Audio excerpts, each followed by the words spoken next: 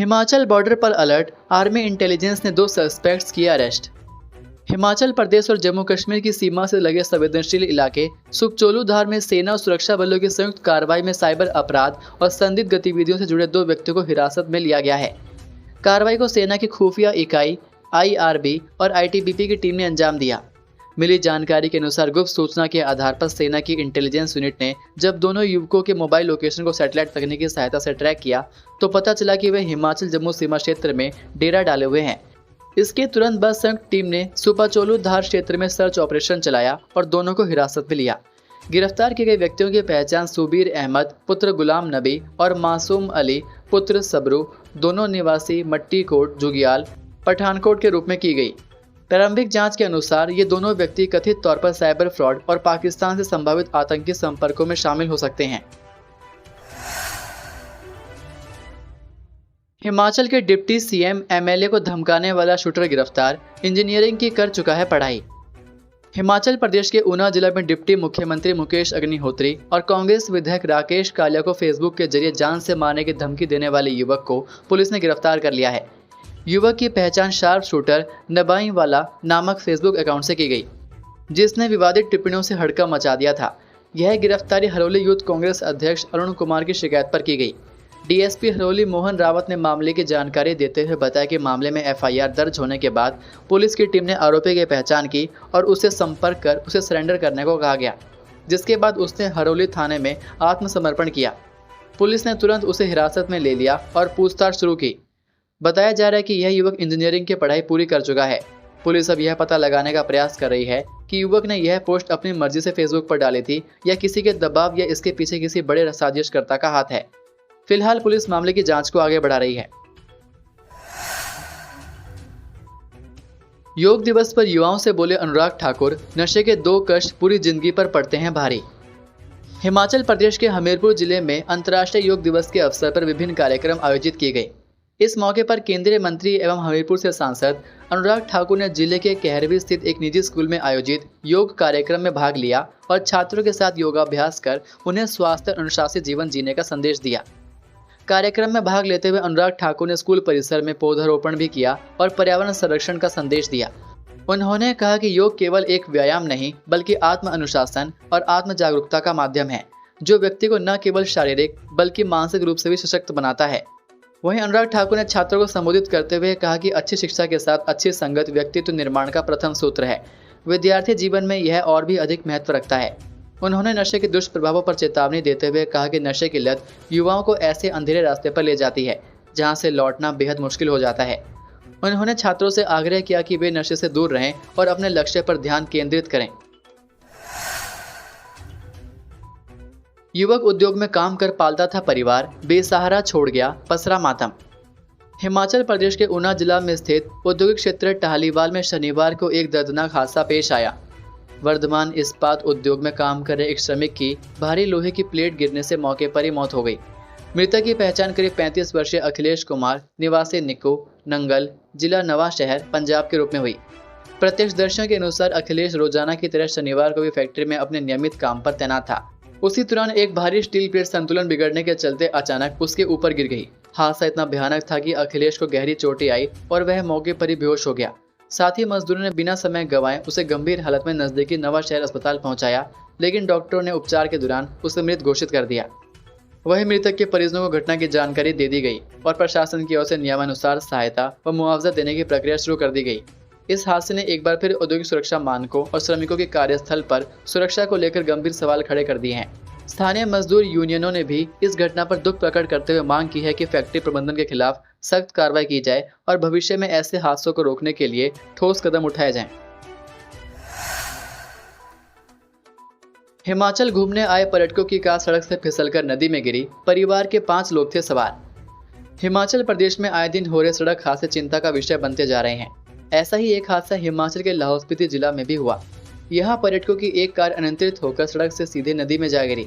हादसे के समय कार में बच्चों सहित 5 लोग सवार थे। यह लोग बाहरी राज्य से हिमाचल की वादियों में घूमने आए थे, लेकिन यहाँ पर यह हादसे का शिकार हो गए। मिली जानकारी के अनुसार यह हादसा लाहौल स्पीति के जंखर सुमदो के पास हुआ। यहाँ एक कार सड़क से फिसलकर सीधे नदी में जा गिरी। कार में चंडीगढ़ के 5 लोग सवार बताए जा रहे हैं। हालांकि इस हादसे में किसी तरह का कोई जानी नुकसान नहीं हुआ। कार सवारों को हल्की चोटें आई थी। घायलों को स्थानीय अस्पताल में प्राथमिक उपचार दिया गया। घायलों की हालत स्थिर बताई जा रही है। बताया जा रहा है कि चंडीगढ़ से एक परिवार गाड़ी में सवार होकर हिमाचल घूमने आया था। यह लोग लाहौल स्पीति पहुंचे हुए थे। कार में बच्चों सहित 5 लोग सवार थे। जब यह लोग लाहौल स्पीति के जंखर सुमदो के पास पहुंचे तो अचानक से कार अनियंत्रित होकर सड़क से लुढ़ककर सीधे स्पीति नदी में जा गिरी। हादसे की सूचना मिलते ही स्थानीय लोग मौके पर पहुंचे और रेस्क्यू अभियान शुरू किया। मरीजों की जान के साथ खिलवाड़, हार्ट, बीपी, बुखार सहित 186 दवाओं के सैंपल फेल। फार्मा हब कहे जाने वाले हिमाचल प्रदेश सहित देश भर में फार्मास्यूटिकल कंपनियों की गुणवत्ता पर सवाल खड़े हो गए हैं। केंद्रीय औषधि मानक नियंत्रण संगठन की ताज़ा जांच रिपोर्ट ने राज्य की फार्मा इंडस्ट्री को झकझोर कर रख दिया है। रिपोर्ट के अनुसार हिमाचल की 37 दवा कंपनियों की 50 दवाएं गुणवत्ता मानकों पर फेल पाई गई। ये दवाएं आम बीमारियों से लेकर गंभीर रोगों तक के इलाज में प्रयोग होती रही हैं। CDSCO की मई महीने की ड्रग अलर्ट रिपोर्ट शुक्रवार रात जारी की गई। रिपोर्ट में कहा गया कि देश भर में कुल 186 दवाओं के सैंपल फेल हुए हैं, जिनमें 58 सैंपल खुद और सेंट्रल लेबोरेटरी की जांच में, जबकि 128 सैंपल विभिन्न राज्यों की प्रयोगशालाओं में अस्वीकार्य पाए गए। चौंकाने वाली बात यह है कि कई राज्यों ने अब तक अपनी जांच रिपोर्ट CDSCO को भेजी ही नहीं है। विशेषज्ञों का मानना है कि जब ये आंकड़े भी सामने आएंगे तो अस्वीकृत दवाओं की संख्या और भी बढ़ जाएगी।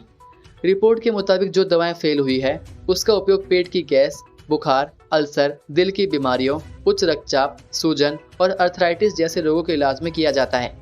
इन दवाओं का फेल होना सिर्फ एक तकनीकी खामी नहीं, बल्कि यह सीधे तौर पर मरीजों की सेहत और जीवन के साथ खिलवाड़ है।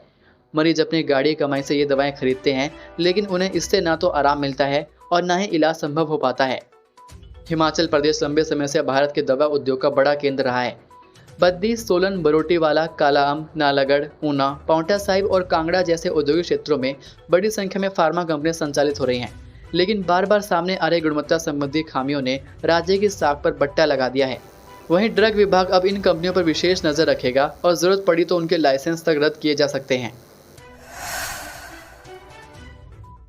हिमाचल के युवाओं को SBI में मिलेगी नौकरी, 2600 पदों पर भर्ती शुरू, जाने डिटेल। हिमाचल प्रदेश के बेरोजगार युवाओं के लिए भारतीय स्टेट बैंक यानी SBI ने सर्कल बेस्ड ऑफिसर की भर्ती के लिए एक और मौका दिया है। जो अभ्यर्थी पहले आवेदन नहीं कर पाए थे, वे अब 21 जून से 30 जून 2025 तक आवेदन कर सकते हैं। इस भर्ती अभियान के तहत हिमाचल सहित अन्य राज्यों में कुल 2600 पदों पर नियुक्ति की जाएगी। चंडीगढ़ सर्कल में 80 पद, भोपाल सर्कल 200 पद, लखनऊ सर्कल 280 पद, नई दिल्ली सर्कल 30 पद। वहीं पदों का वर्गीकरण आप यहां पर वीडियो को रोककर देख सकते हैं। मान्यता प्राप्त विश्वविद्यालय से किसी भी विषय में स्नातक डिग्री आवश्यक होगी। कम से कम 2 वर्ष का कार्य अनुभव जरूरी है बैंकिंग सेक्टर में। वहीं चयनित उम्मीदवारों की नियुक्ति उसी राज्य या सर्कल में की जाएगी जिसकी स्थानीय भाषा उन्हें आती हो। न्यूनतम आयु 21 वर्ष, अधिकतम आयु 30 वर्ष रखी गई है। आरक्षित वर्गों को नियमानुसार छूट प्रदान की जाएगी।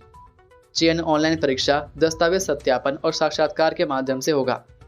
वहीं सामान्य OBC और EWS वर्ग के लिए 750 रुपये फीस होगी। SC, ST, PWD शुल्क माफ और शुल्क का भुगतान debit, credit card, net banking के माध्यम से कर सकते हैं। TGT भर्ती के लिए आयु सीमा में छूट लागू, CBT के अंक तय, संशोधित अधिसूचना जारी।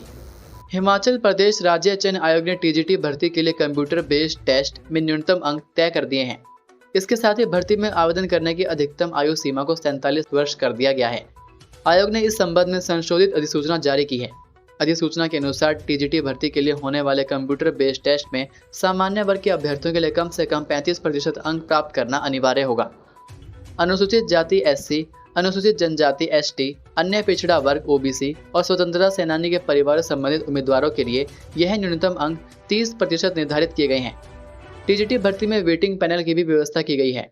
अगर 25 तक के पदों के लिए भी भर्ती होती है तो 25% अतिरिक्त उम्मीदवारों की सूची पैनल में होगी, जिसमें कम से कम 2 उम्मीदवारों को शामिल किया जाएगा।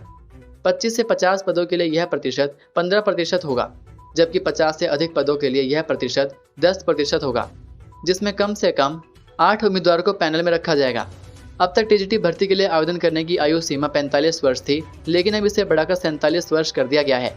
45 की आयु सीमा में इससे अधिक उम्र के अभ्यर्थी इन पदों के लिए आवेदन नहीं कर पा रहे थे।